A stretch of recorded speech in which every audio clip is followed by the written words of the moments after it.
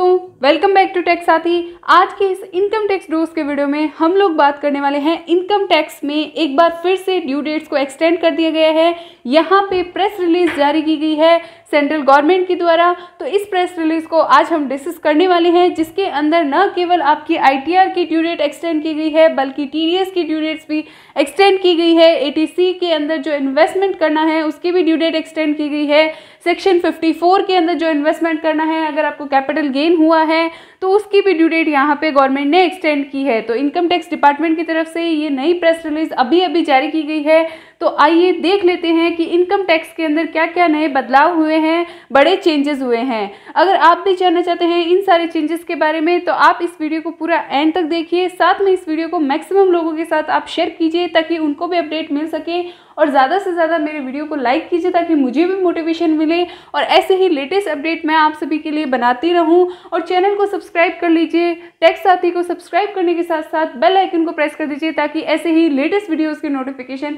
आप सभी को मिल सके। साथ में अगर आपको वीडियोस से जुड़ी कोई भी PPT और PDFs अगर आपको चाहिए, रेलेवेंट प्रेस रिलीज आपको चाहिए, तो आप हमारे साथ जुड़ सकते हैं हमारे टेलीग्राम चैनल पे, जिसका लिंक मैंने वीडियो के डिस्क्रिप्शन में दिया है। तो चलिए स्टार्ट करते हैं हमारे आज के इस वीडियो को।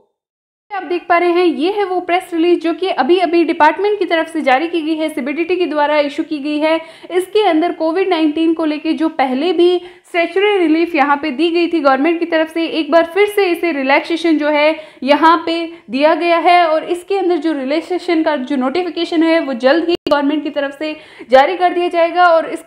इसमें क्या क्या चेंजेस आए हैं, सबसे पहला आपका जो चेंज आया है वो आया है इनकम टैक्स फाइलिंग, जो कि है इनकम टैक्स रिटर्न की फाइलिंग फाइनेंशियल ईयर 18-19 के लिए, यानी कि असेसमेंट ईयर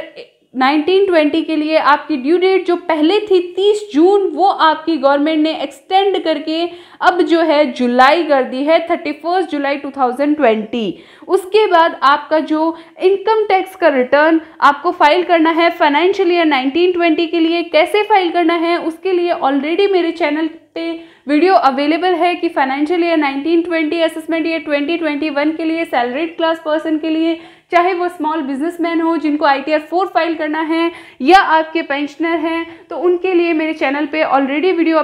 अपलोडेड है। तो आप उसे डिस्क्रिप्शन से जाके उन वीडियोस को देख सकते हैं कि आपको अपने रिटर्न्स को फाइल करना है, और आई बटन पे भी मैंने उनको लिंक कर दिया है। तो यहाँ पे इनकी भी जो ड्यू डेट थी वो आपकी गवर्नमेंट ने एक्सटेंड कर दी है 30 नवंबर 2020। तो अब यहाँ पे बताया गया है the return of income which are required to be furnished filed by 31 July and 31 October 2020 can be filed up to 30th November 2020. Consequently, the tax audit date of tax audit report also has been extended to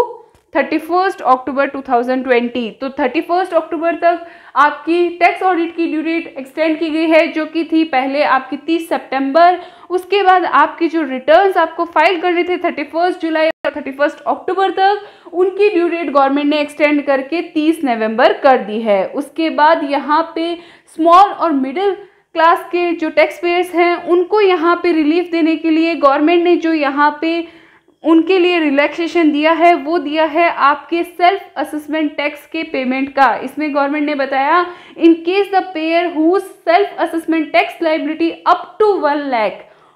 has also been paid to 30 November 2020, यानी कि आप 30 नवंबर तक अपनी self assessment tax की liability को payment कर सकते हैं, जो कि आपकी बनती है 1 लाख रुपए तक। However it is clarified that there will be no extension of the payment of self-assessment tax for the taxpayer having the self-assessed tax liability exceeding rupees 1 lakh, यानी कि जिनकी टैक्स लाइबिलिटी जो 1 लाख से ज़्यादा है तो उनके लिए कोई भी तरह का एक्सटेंशन नहीं है। In this case whole of the self-assessed tax liability shall be payable by the due date specified in Income Tax Act, and the delayed payment of tax will be chargeable at the rate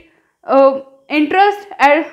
जो आपका यहाँ पे mention है section 234A के अंदर, यानी कि 1% की रेट से आपका जो इंटरेस्ट है वो यहाँ पे चार्जेबल होगा। उसके बाद अंदर जो रिलैक्सेशन दी गई है वो आप सभी के लिए हेल्पफुल है, क्योंकि इसके अंदर आपकी जो ड्यू डेट एक्सटेंड की है गवर्नमेंट ने, आपकी फेवरेट डिडक्शन जो कि है सेक्शन 80C, जिसके अंदर आप LIC, PPF, NSC का इन्वेस्टमेंट करते हैं, तो उसकी ड्यू डेट गवर्नमेंट ने पहले जो 30 जून की थी अब उसे बढ़ा के 31 जुलाई 2020 कर दिया है। 80D के अंदर भी आपकी लिमिट जो है फाइनेंशियल ईयर 1920 के लिए उसको यहाँ पे डेट को एक्सटेंड करके 31 जुलाई 2020 कर दिया है। 80G के अंदर आप PM केयर फंड के अंदर डोनेशन देते हैं या अदर कोई डोनेशन देते हैं तो उसकी भी लिमिट यहाँ पे गवर्नमेंट ने डेट एक्सटेंड करती है 31 जुलाई 2020। उसके बाद यहाँ पे अगर आप कोई भी पेमेंट इन्वेस्टमेंट का पेमेंट करते हैं 31 जुलाई 2020 का,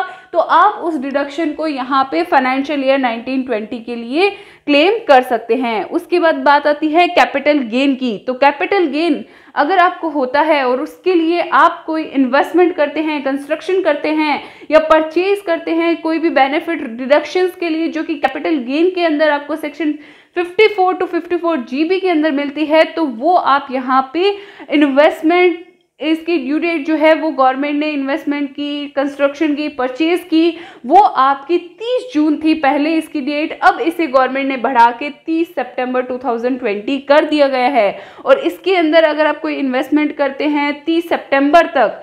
कंस्ट्रक्शन करते हैं, परचेज करते हैं, तो वो आप डिडक्शन क्लेम कर सकते हैं फाइनेंशियल ईयर 1920 के लिए। जो एग्जेम्पशन है, रिलैक्सेशन यहाँ पे गवर्नमेंट की तरफ से दी गई है वो है कमेंसमेंट डेट का। जो ऑपरेशंस हैं उनके लिए यहाँ पे एक्सटेंशन आई है और इसमें बताया गया the date of commencement of the operation for the SEZ claiming the deduction under section 10AA of income tax act also further extended till 30th September 2020 for the units received approval up to 31st March 2020। यानी कि says के अंदर अगर आप अपना business commence करना चाहते हैं तो उसमें कोई भी तरह की आपको डिडक्शन लेनी है यहाँ पे सेक्शन 10AA की, तो आप यहाँ पे डिडक्शन क्लेम कर सकते हैं। लेकिन इसके अंदर एक कंडीशन डाली गई है कि जो आपका अप्रूवल आना चाहिए वो 31 मार्च 2020 तक आ जाना चाहिए। उसके बाद आपका आता है TDS और TCS स्टेटमेंट्स की और सर्टिफिकेट्स की। तो यहाँ पे जो स्टेटमेंट्स आपको फर्निश करने थे पहले आपके 30 जून तक, वो अब आप फर्निश करेंगे 31 जुलाई और 15 अगस्त तक। तो यहाँ पे क्या लिखा गया, इसमें आपको ध्यान से समझना है कि क्या यहाँ पे पॉइंट नंबर 7 के अंदर रिलैक्सेशन दिया गया। इसमें बताया गया the furnishing of TDS and TCS statement and issuance of TDS and TCS certificate being perquisite of enabling the taxpayer to prepare their return of income for the financial year 1920, the date of furnishing TDS and TCS statement and the issuance of the certificate pertaining to financial extended up to 31st July 2020 and 15th August 2020। यहाँ पे आपको ध्यान देने की बात है कि TDS और TCS रिटर्न्स की बात नहीं की जा रही। इसमें जो रिटर्न्स की ड्यू डेट जो पहले थी 30 जून तक वही है। यहाँ पे सिर्फ सर्टिफिकेट्स और स्टेटमेंट जो आपको फर्निश करने हैं अपने, चाहे एम्प्लॉय हो या आपके कोई भी डिडक्टर डिडक्टी है जिसका आपने टैक्स डिडक्ट किया है, उसको आपने स्टेटमेंट फर्निश करना है, तो वो आप यहाँ पे कर सकते हैं स्टेटमेंट और सर्टिफिकेट 31 जुलाई एंड 15 अगस्त तक। उसके बाद पॉइंट नंबर 8 के अंदर जो रिलैक्सेशन दिया गया वो है आपका ऑर्डर से रिलेटेड, जो कि बेनामी लॉ के अंदर यहाँ पे इसके अंदर जो ऑर्डर पास होते हैं उसके लिए यहाँ पे रिलैक्सेशन दिया गया। इसमें बताया गया पॉइंट नंबर 8 के अंदर the date of passing the order और issuance of the notice by the authorities and various compliances under the various direct taxes and Benami law which is required to be passed issued made up to 31st December 2020 has been extended till 31st March 2021। यानी कि अब आपके जो order 31 दिसंबर तक पास होने थे वो अब पास होंगे 31 मार्च 2021 तक। ये ऑर्डर की डेट यहाँ पे जो है एक्सटेंड कर दी गई है। उससे पहले भी ऑर्डर आ सकते हैं और वहाँ तक लिमिट आपकी एक्सटेंड की गई है, तो तब तक भी आपकी जो ऑर्डर आएंगे वो आपके वैलिड माने जाएंगे। उसके बाद यहाँ पे आधार और पैन कार्ड की लिंकिंग को भी गवर्नमेंट ने एक्सटेंड कर दिया है 31 मार्च 2021 तक। उसके बाद जो आपकी रिड्यूस रेट है 9% की for the delayed payment of taxes levies specified in the ordinance shall not be applicable for the payment made. 9 है वो और भी ज़्यादा ध्यान देने वाला है, क्योंकि इसके अंदर आपकी जो रिड्यूस रेट है 9% की, जिसमें आप पेमेंट का टैक्सेस का पेमेंट लेट करते हैं या आप लेवीज का पेमेंट लेट करते हैं, जो कि स्पेसिफाइड ऑर्डिनेंस यहाँ पे पास हुआ था 24 मार्च को, तो उसके लिए आपकी जो 30 जून से बाद में जो भी आप पेमेंट करेंगे वो ये स्पेसिफाइड स्पेशल रेट 9% की आपके एप्लीकेबल नहीं होगी, यानी कि जो नॉर्मल रेट है 18% वो आपकी यहाँ पे एप्लीकेबल होगी। उसके बाद यहाँ पे जो फाइनेंस मिनिस्टर ने ऑलरेडी रिलीफ यहाँ पे अनाउंस कर दी थी, जिसमें विवाद से विश्वास स्कीम की, जिसको यहाँ पे 31 दिसंबर तक यहाँ पे एक्सटेंड कर दिया गया था विदाउट एडिशनल अमाउंट। तो अब यहाँ पे नेसेसरी अमेंडमेंट जो है यहाँ पे किए जाएंगे। उसके बाद यहाँ पे जो एक्सटेंशन का नोटिफिकेशन है for the completion of the compliances of the action which are required to be completed under the scheme by 30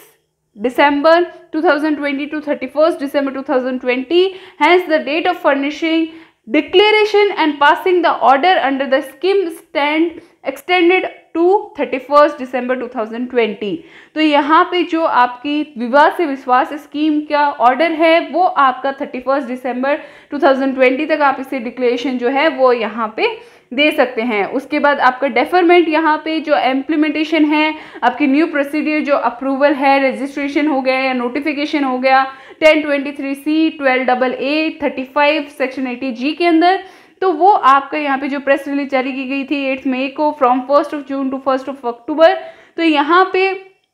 अब जो है वो आपका 1 जून से 30 सितंबर तक तो जो भी है उसका नेसेसरी लेजिस्लेटिव आपके जो अमेंडमेंट है वो भी यहाँ पे कर दिए जाएंगे। उसके बाद यहाँ पे 5th पॉइंट जो है वो finance minister already announced reduce rate जो कि TDS की है वो यहाँ पे 25% से रिड्यूस की गई है, जिसको हमने डिटेल में डिस्कस किया था हमारे TDS रेट के वीडियो के अंदर। अगर आपने उस वीडियो को नहीं देखा है तो आप ज़रूर उस वीडियो को देख लीजिए, क्योंकि 25% से हर आपकी TDS रेट जो एक TDS रेट आपकी रिड्यूस हुई है एक्सेप्ट आपके सैलरी की। उसके बाद यहाँ पे जो ये रिड्यूस रेट है वो आपके पूरे फाइनेंशियल ईयर यानी कि फुल फाइनेंशियल ईयर के लिए एप्लीकेबल है, और ये रेट्स आपकी एप्लीकेबल रहेगी 14 मई 2020 से 31 मार्च 2021 तक, और 13 मई तक जो भी आपके पहले की रेट्स थी, 13 मई तक जो भी आपका TDS डिडक्ट हुआ है वो आपके पहले की रेट पे ही होगा और उस पे ही आपका पेमेंट होगा। तो आशा है इस वीडियो से आपको क्लैरिटी मिल गई है नई ड्यू डेट्स के बारे में, जो नए चेंजेस आए हैं, और आप इस वीडियो को और भी लोगों के साथ शेयर करेंगे। अगर आपको इस वीडियो से रिलेटेड या कोई भी इनकम टैक्स से GST से रिलेटेड कोई क्वेरी है तो आप वीडियो के नीचे कमेंट बॉक्स के अंदर कमेंट करके बता सकते हैं। आज की इस वीडियो में बस इतना ही, मिलते हैं ऐसे ही लेटेस्ट वीडियो अपडेट के साथ। तब तक के लिए कीप वॉचिंग, स्टे अपडेटेड। जय हिंद, जय भारत।